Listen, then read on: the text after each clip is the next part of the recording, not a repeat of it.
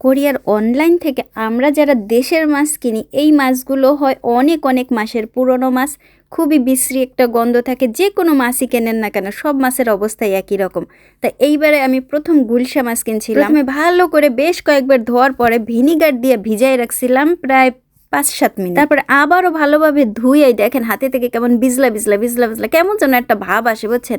খুব ভালো করে ধুইয়া ধুইয়া ধুইয়া দেয়া পানি ফেলায় ফেলায় ফেলায় ফেলায় দিয়া তারপরে এর ভিতরে এই যে যেটুকু একটু মাথায় বা পেটের ভিতরে যেটুকু একটু ময়লা ছিল আবার কোনোটাই ছিল না, এগুলো একটু পরিষ্কার করে নিলাম। আবারও ভালো করে ধুইয়া ধুইয়া দিয়ে দিছি বেশি করে হলুদ, লবণ আর লেবুর রস। এখন এইটারে ভালো করে মাখায় মাখায় মাখায় মাখায় একটা করে মাখায় মাখায় ওই পাশের একটুখানি দেখেন মানে পানি কইরা কইরা তার দিয়ে মাখায় মাখায় রাইখা দিছি 10 মিনিট। এইভাবে রাইখা দিলে অনেক পুরনো মাছও মানে বেশ একটু ভালো লাগে খাইতে। তা না হলে যতবার মাছ কিনছি খালি ফেলাই দিছি আর দিছি। এই টিপসগুলো কিন্তু আপনারা অবলম্বন করতে পারেন, তাহলে অনেক অনেক পুরনো মাছ, ডিপের মাছ একটু হইলেও খাওয়া যাইতো।